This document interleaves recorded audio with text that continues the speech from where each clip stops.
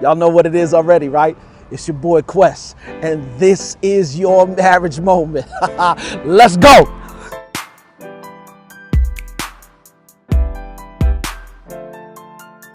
What up, y'all? Welcome to another edition of Marriage Momentz. It's your boy Quest, man. Yeah, man, big shots out to, for real, my man D, who's behind the cameras right now, doing what he does best. You know what I'm saying? Chief man on top of Phenom Digital, and who makes the Marriage Momentz look the way that they do every week.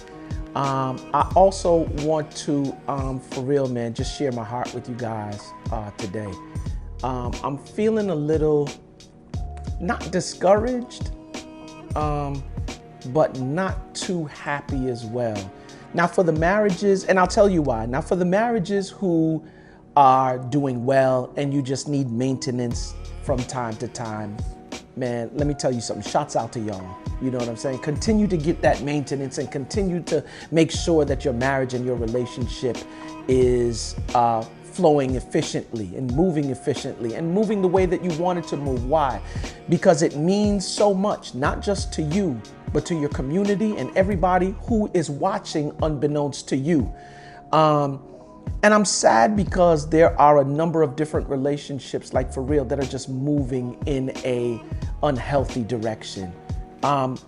It would be okay for me to talk about the good stuff, but y'all know what I say about that, right? The good stuff is good and it really doesn't need any help or any adjusting. Why? Because it's good. You enjoy it. But I constantly bring up the challenging moments or the difficult moments. Why? Because those are the areas in which we need work, right? I realize that now the divorce rate has moved from 50 to 53% here in the United States. What is the number one cause? Communication.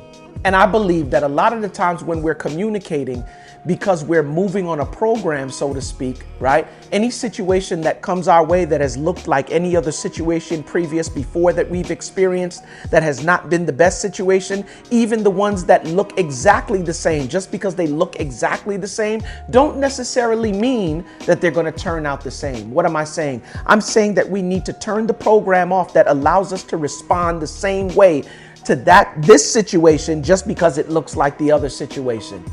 I'm calling for us to be aware of who we are and what we're doing. So I got 3 questions that I want you to ask yourself anytime you are in a difficult situation, right? Who am I? What is my role? And what is this situation or this conversation requiring from me? I'm gonna say it one more time. Who am I? What is my role?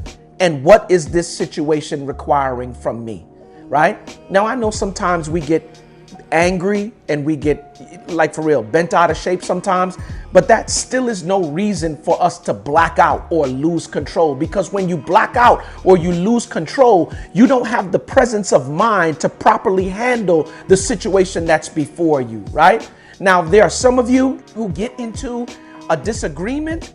You already feel yourself winding up. You already feel yourself getting to the point of 10 and you do nothing to stop yourself, right? But you move. I'm talking about you put the pedal down to the metal and you know you at 10 and now you turn yourself right up to 50. Yep. Let me say something to you. I don't mean to be disrespectful and I don't want to be the bearer of bad news, but you are emotionally unstable in those situations. It is what it is. And I'm not saying that from a place of, well, I'm better than you. I have been the one who has turned up to 10 and gone up to 50 sometimes. Matter of fact, in recent situations. But what I've learned is that I am not at my best when I turn up to 10 or turn up or put the pedal to the metal and go past that. You understand what I'm saying? What am I saying? I'm saying if you are not going to have a conversation the right way, don't have it at all. Yeah, I'm gonna say that one more time. If you're not going to have a conversation the right way, then don't have it at all. And I'm not saying sweep it under the rug, because I'm not an advocate for sweeping things under the rug, because unresolved issues remanifest themselves in different ways, right? I would rather deal with the issue and be over and done with it and move on to the next thing, right? The more emotional the conversation, the more tools you will need. Or I'm gonna say it one more time. The more emotional the conversation, the more tools you will need.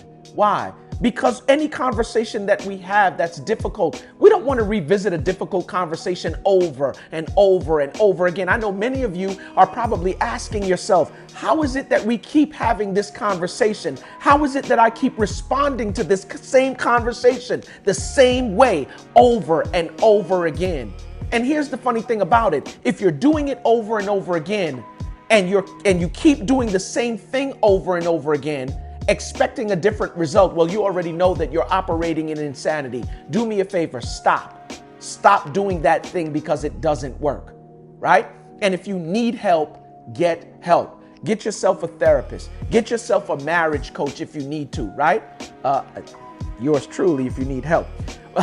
But seriously, if you need help, get help. Here's the funny thing. Communication issues and the lack of the ability to communicate to one another is tearing marriages apart in this country. 53%. 53%. So do me a favor, guys.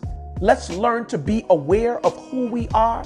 Let's learn to properly navigate through difficult conversation. And here's the thing.